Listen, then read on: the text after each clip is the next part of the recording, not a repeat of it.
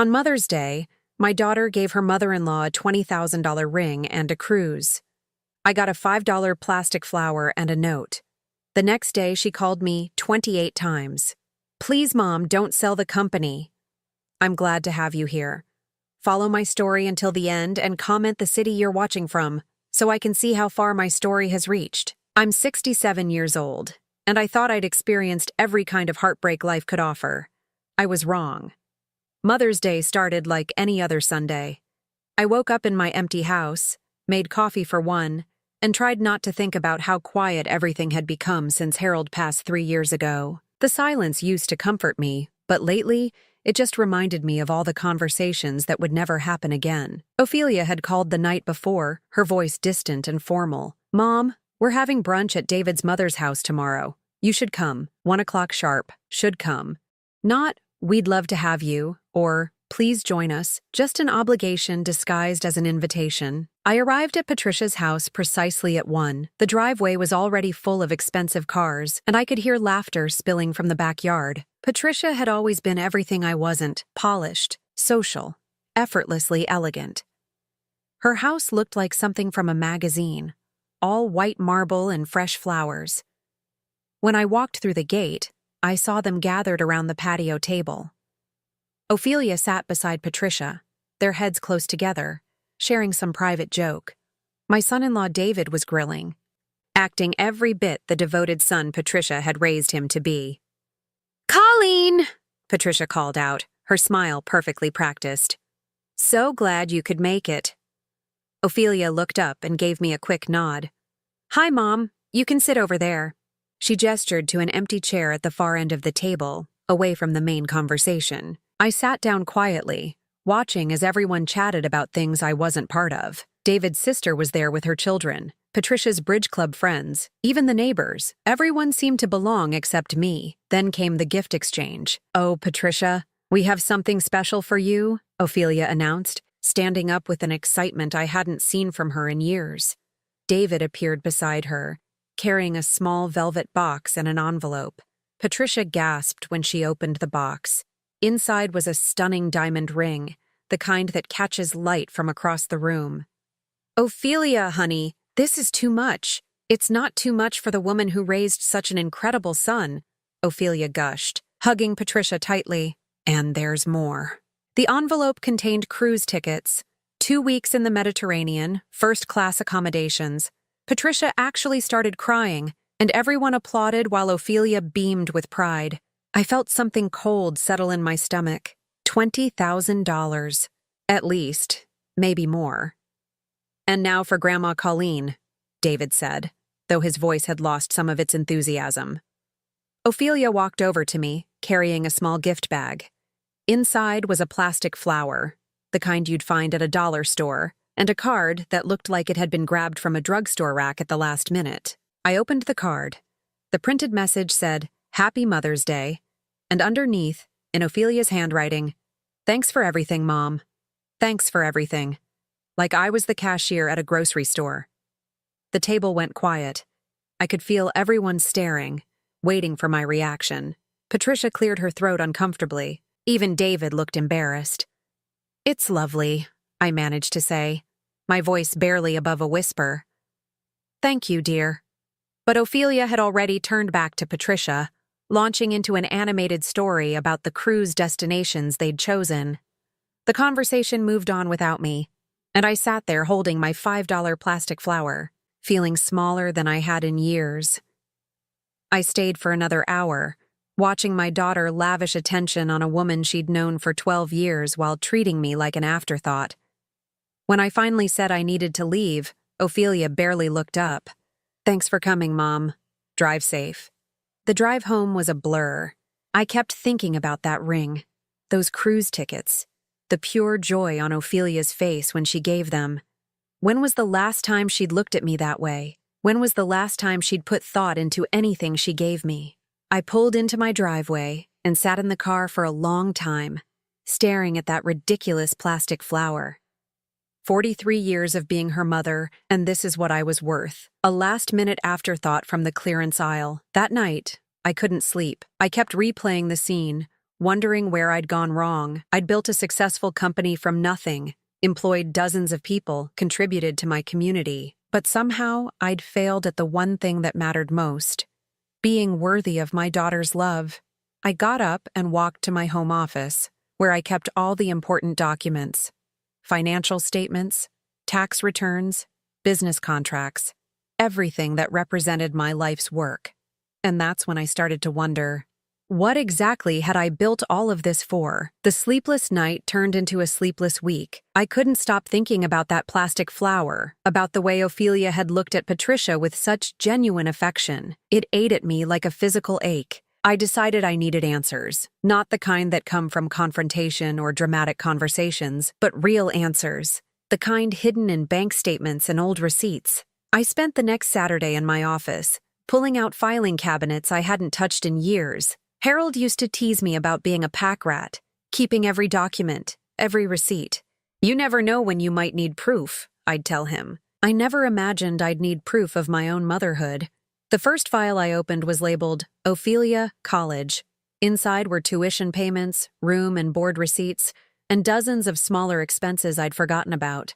Books, a laptop, even parking tickets she'd gotten on campus.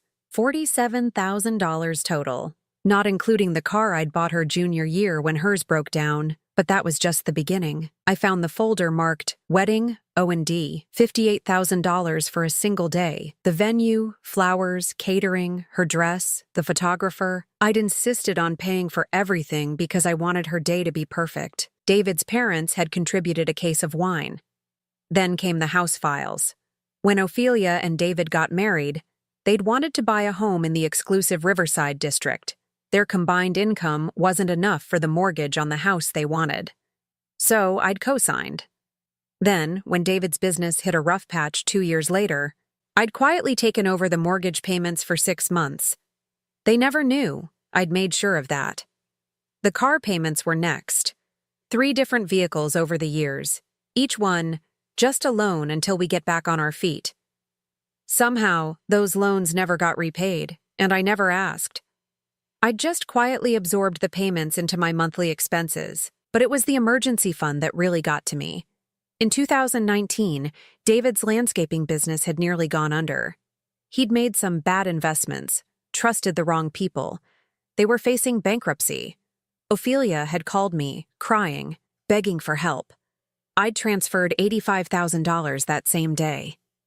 No contracts, no payment plans, just a mother helping her child.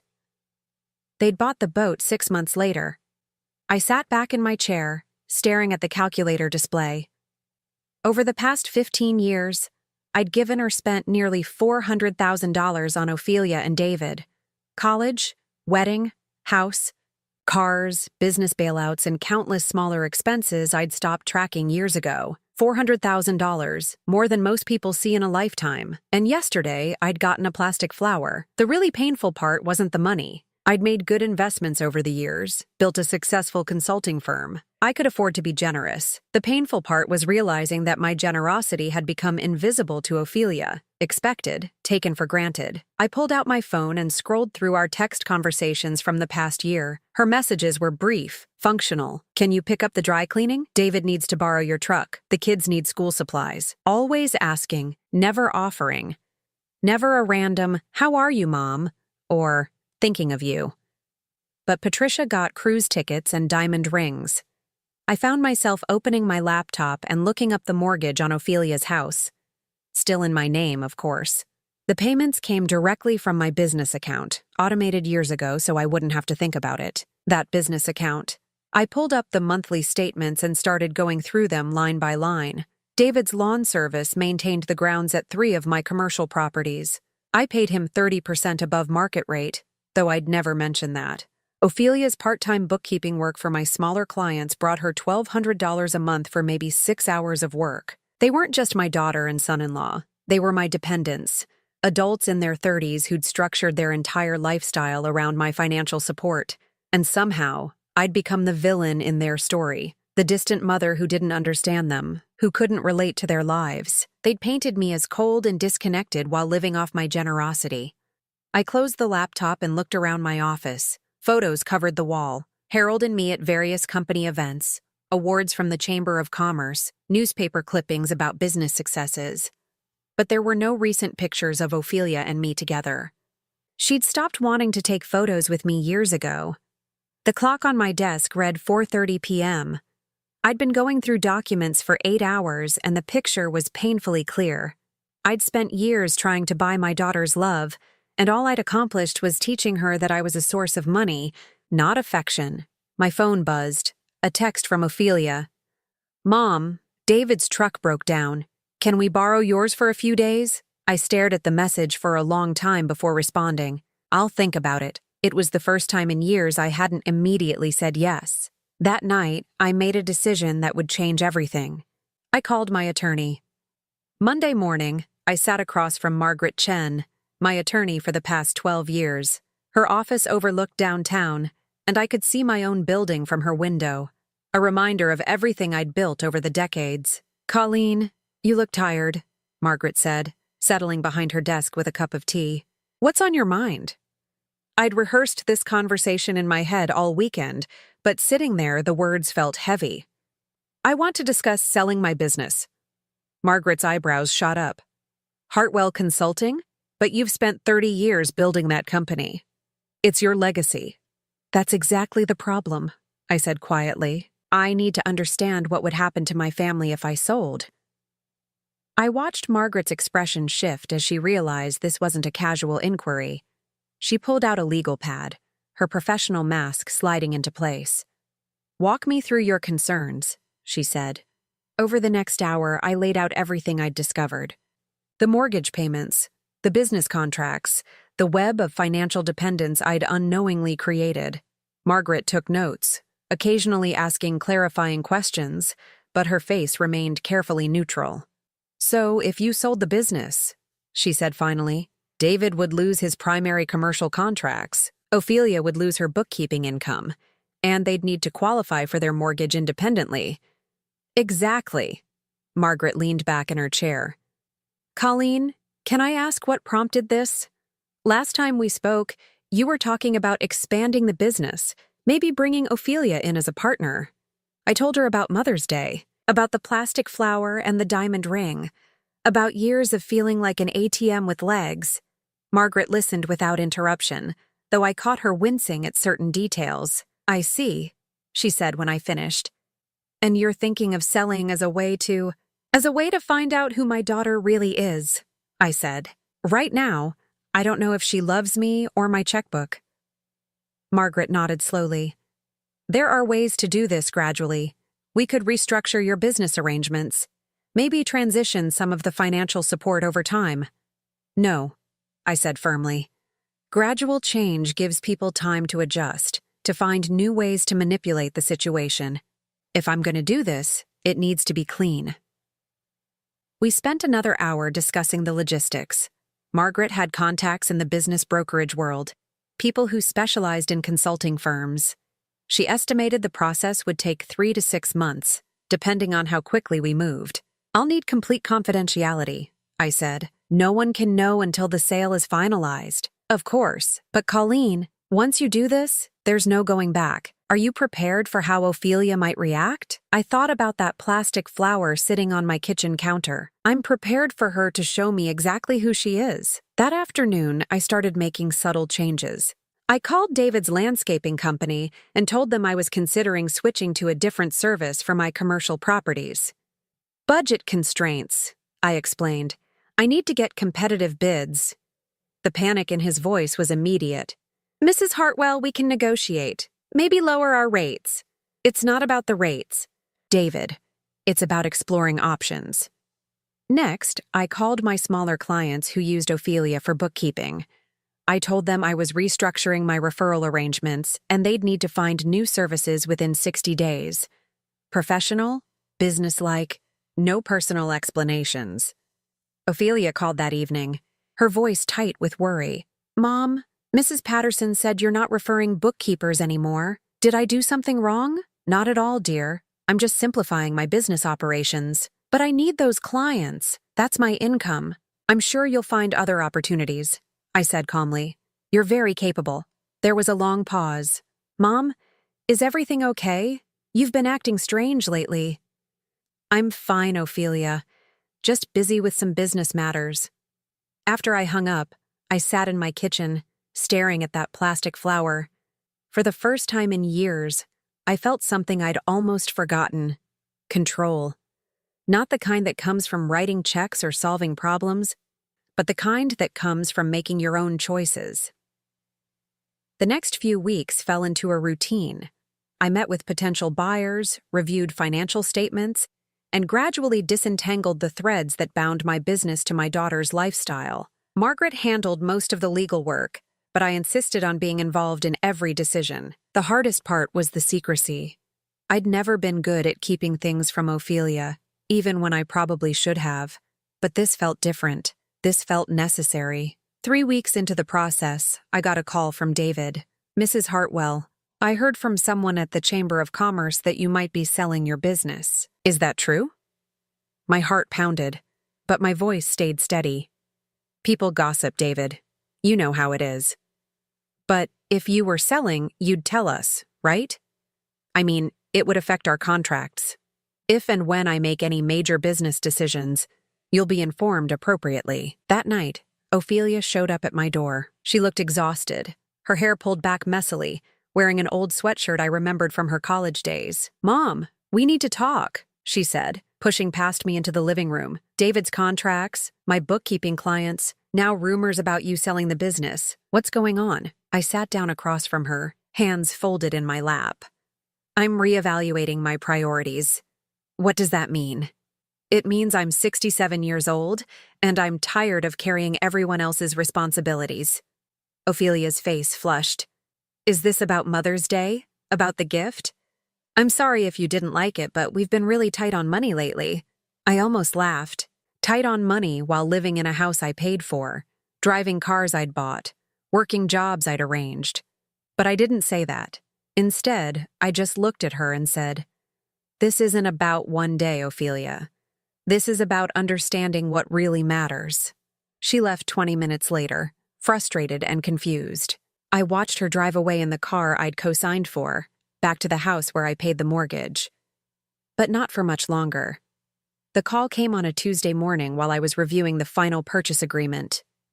Margaret had found a buyer, a larger consulting firm looking to expand their regional presence. The offer was generous, more than I'd expected. My phone rang just as I was signing the preliminary documents. The caller ID showed my home number, which was strange since I was at Margaret's office. "Hello? Mrs. Hartwell? This is James Morrison from Morrison & Associates. I'm trying to reach you regarding the acquisition of Hartwell Consulting." My blood went cold. "I'm sorry, who is this?" "James Morrison. My firm is handling the due diligence for the purchase. I may have dialed the wrong number. I was trying to reach your office. You called my home number." "Oh, I apologize. Someone answered and said they were your assistant. They gave me permission to discuss the details of the sale." I closed my eyes. Only one person had a key to my house. Only one person would answer my phone and pretend to have authority they didn't possess. "Thank you for calling, Mr. Morrison. Please direct all future communications through my attorney, Margaret Chen." I hung up and immediately called my house. It rang 4 times before Ophelia answered. "Mom's house, this is Ophelia. What are you doing in my house?" There was a pause. Then her voice changed completely. "Mom, I thought you were at some meeting. I just came by to water your plants. I don't have plants that need watering." Another pause, longer this time. "Okay, fine. I was looking for something. David said you might have some old tax documents he needs." "And you answered my phone because—" It kept ringing. I thought it might be important. I could hear the lies crumbling in her voice. "Ophelia, I'm coming home. We need to talk." The drive from Margaret's office to my house took 15 minutes, but it felt like hours. I kept replaying that phone call, the way Ophelia had pretended to be my assistant, authorized to discuss confidential business matters. The audacity of it was breathtaking. When I pulled into my driveway, Ophelia's car was still there. I found her in my home office, sitting at my desk with papers scattered around her. She looked up when I walked in, her face a mixture of defiance and guilt. "Find what you were looking for?" I asked. She gestured to the documents. "Mom, what is this? You're really selling the company?" I walked over and started gathering the papers. Purchase agreements, financial statements, confidentiality documents, everything she shouldn't have seen. These are private business matters. Private? Mom, this affects all of us. David's business depends on your contracts. My income comes from your referrals. You can't just sell without talking to us. I stopped collecting papers and really looked at her. She was 35 years old, sitting in my chair, at my desk, demanding explanations for decisions about my own business. When had I allowed this to happen? Actually, Ophelia, I can sell my business without consulting anyone. It's my company. But what about us? What about our family? What about our family? I repeated the question slowly. When did you start caring about our family? Her face flushed. I've always cared. You're my mother. Am I? Or am I your bank? The silence stretched between us. Outside, I could hear the neighbor's dog barking, the sound of normal life continuing while mine fell apart. Ophelia's voice was smaller when she spoke again. Mom, if you're upset about Mother's Day, I already apologized. We can do something special next year. Next year, I said quietly. Like the year after that, and the year after that. Always next year when it comes to treating me with respect. I sat down in the chair across from my own desk, looking at my daughter as if seeing her clearly for the first time. Do you know how much money I've given you and David over the years? She shifted uncomfortably. We never asked you to keep track. $400,000. Not including the mortgage I'm still paying on your house, or the business contracts I've arranged for David, or the referrals that provide your income. Ophelia's mouth opened, then closed. She clearly hadn't expected me to have actual numbers. I'm not telling you this to make you feel guilty, I continued. I'm telling you this because I need you to understand something.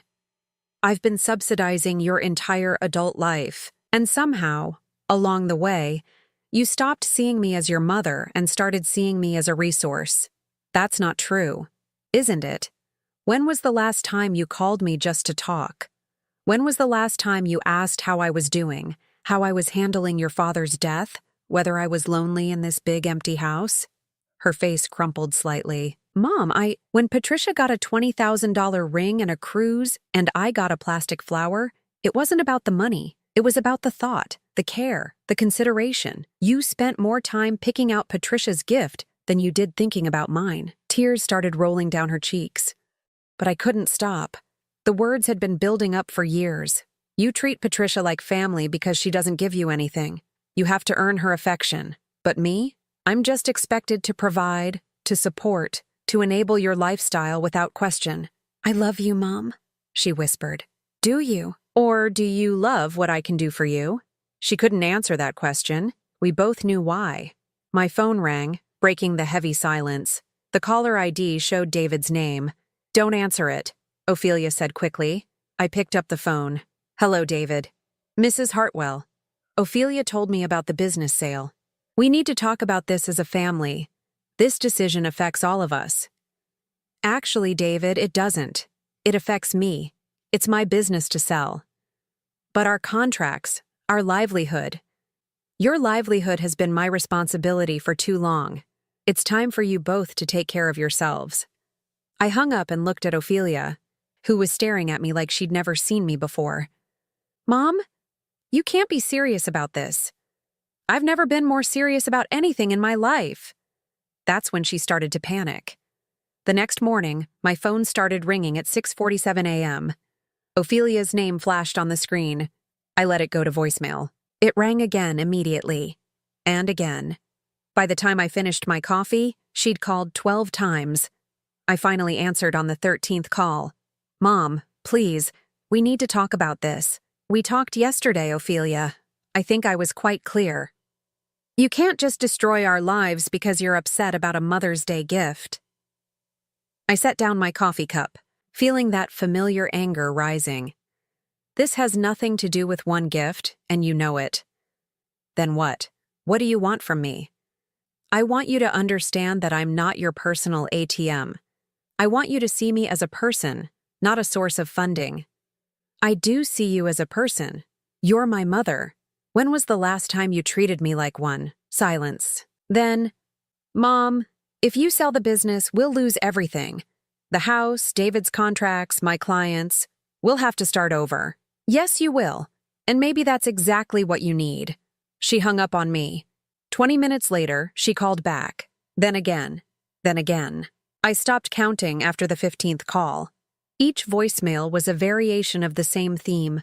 Pleading, bargaining, threatening, manipulating. She cycled through every tactic she'd learned over the years. Mom, please call me back. We can work this out. Mom, David's having chest pains from the stress. Do you want to put him in the hospital? Mom, I'm sorry about the flour. I'll make it up to you. Just please don't sell the company.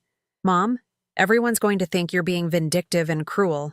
Is that really how you want people to remember you? By noon, she'd called 28 times. I knew because I'd started keeping count, each call a testament to her desperation.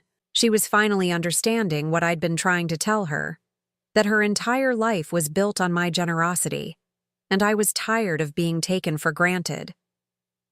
The doorbell rang at 2:30 p.m.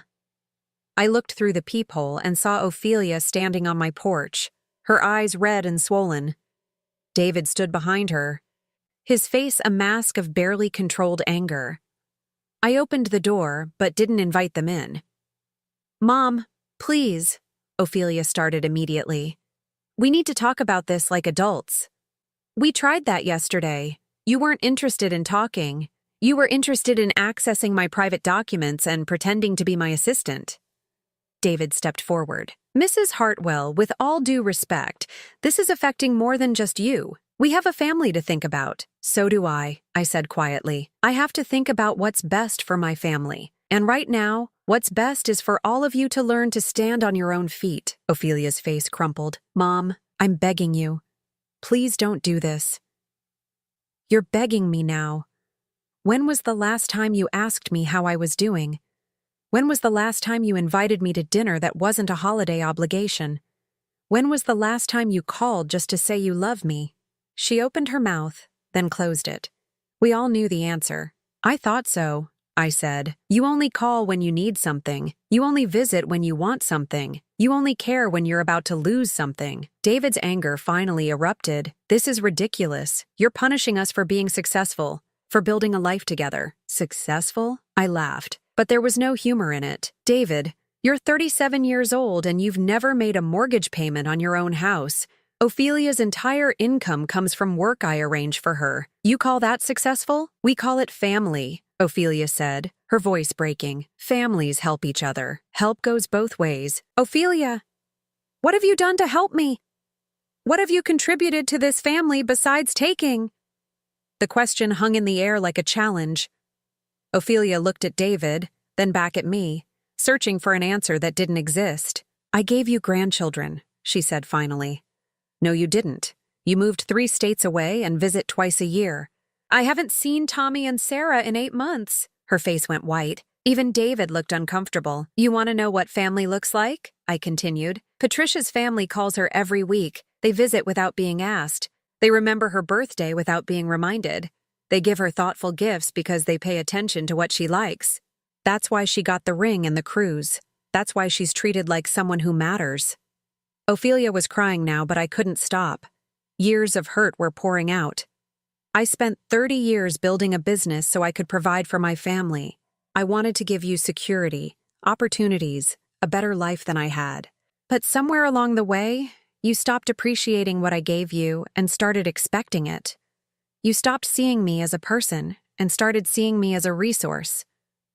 Mom, please, she whispered. I'm sorry. I'll do better. I'll be better. You're sorry because you're scared, I said. You're not sorry because you understand what you did wrong. David grabbed Ophelia's arm. Come on, we're wasting our time here. She's made up her mind, but Ophelia pulled away from him. No, wait. She looked at me with something I hadn't seen in years, genuine vulnerability. Mom, what do you want from me? Tell me what I need to do to fix this. I looked at my daughter, really looked at her. 35 years old, crying on my doorstep, finally asking the right question, but it was too late. "I want you to figure out who you are without my money," I said. "I want you to learn to value relationships that aren't transactional. I want you to understand that love isn't about what someone can give you. And then what? If I do all that, will you change your mind?" I shook my head slowly. "Ophelia, I'm not selling the business to punish you. I'm selling it to free myself. I'm 67 years old, and I want to find out what my life looks like when I'm not responsible for everyone else's choices." I stepped back and started to close the door. "Mom, wait!" she called out. "I love you. I really do love you." I paused, my hand on the doorknob. "I love you too, Ophelia. That's why I'm doing this." Then I closed the door and listened to her cry on my porch for the next 10 minutes before they finally drove away. The sale would be final in 2 weeks. 3 months after the sale closed, I was sitting on the porch of my new cottage, watching the sunset paint the lake in shades of gold and pink. The house was smaller than what I'd left behind, but it was mine in a way the old house never had been. No memories of failed expectations. No rooms that echoed with disappointment. The move had been surprisingly easy. 30 years of business files, contracts, and correspondence all boxed up and stored away. I kept only what mattered: a few photos, Harold's favorite books, and the quilt my mother had made when Ophelia was born. The cottage came furnished, which suited me perfectly. I didn't want to drag the past into this new life. The previous owners had left behind simple, comfortable furniture and a garden that needed tending. I'd never had time for gardening before, but now I had nothing but time. Ophelia hadn't called in 6 weeks. The silence hurt, but it also brought clarity. I'd spent so many years measuring my worth by her approval, her visits, her needs. Now I was learning to measure it by my own peace of mind.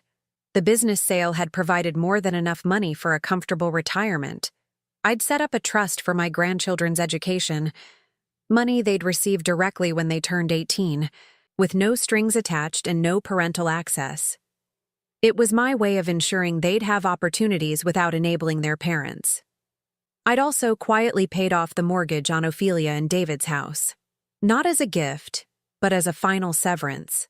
They now owned their home free and clear, but they also knew they'd never receive another penny from me. It was the last check I'd ever write for them. My phone rang, pulling me from my thoughts. I glanced at the caller ID, Susan, my neighbor from across the lake. We'd become friends over the past month, bonding over morning walks and evening glasses of wine. "Colleen, are you free for dinner tomorrow? My son and daughter-in-law are visiting, and I'd love for you to meet them." "I'd like that," I said, and realized I meant it. Susan's relationship with her children was everything mine had never been. Natural, reciprocal, built on genuine affection rather than obligation. After we hung up, I poured myself a glass of wine and walked down to the dock. The water was still, reflecting the last light of day.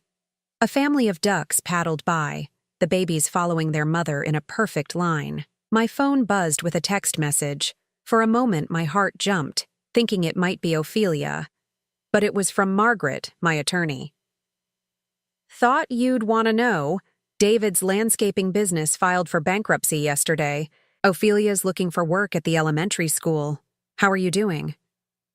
I stared at the message for a long time before responding. "I'm doing well.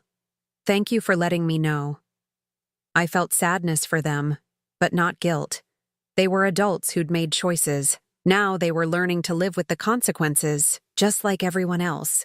A loon called across the water, its haunting cry echoing off the hills. I'd never heard that sound before moving here. There were a lot of things I'd never experienced while I was busy being responsible for everyone else's life. Tomorrow, I was starting a pottery class in town. Next week, I'd signed up for a book club. Small things, but they were mine. Chosen because they interested me, not because someone else needed me to do them. The strangest thing about this new life was how light I felt. For years, I'd carried the weight of other people's problems, their poor decisions, their financial struggles. I'd thought that weight was love, but it wasn't. It was enabling, and it had hurt us all. Real love, I was learning, sometimes meant saying no. Sometimes it meant letting people struggle so they could grow. Sometimes it meant walking away so they could find their own strength. 6 months later, I got a letter. Not a phone call or a text, but an actual handwritten letter. The return address was Ophelia's, but the handwriting was different, more careful, more deliberate. "Dear Mom," it began. "I've been trying to write this letter for months, but I never knew what to say. I kept wanting to ask you to come back, to fix things, to make everything the way it was before. But I finally understand that the way things were before wasn't good for any of us." I set the letter down and took a deep breath before continuing. "David and I are getting divorced. I know you probably heard about the bankruptcy, about me working at the school. It's been the hardest year of my life, but also the most honest. I had to learn who I was without your money, without your safety net. I had to figure out how to take care of myself. I'm not writing to ask for anything. I'm writing to say I'm sorry. I'm sorry for taking you for granted. I'm sorry for treating you like an obligation instead of a person. I'm sorry for all the years I wasted being angry at you for things that weren't your fault. I understand now why you sold the business.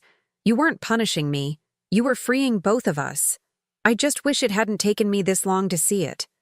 I don't expect you to forgive me, and I'm not asking you to. I just wanted you to know that I finally understand what you tried to tell me. Family isn't about what you can give someone or what they can give you. It's about showing up, paying attention, and caring about someone for who they are, not what they can do for you. I hope you're happy. Mom, I hope you've found the peace you were looking for.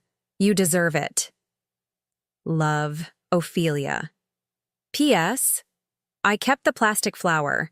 It's on my kitchen windowsill, and every time I see it, I remember the look on your face that day. I remember the moment I realized I'd broken your heart.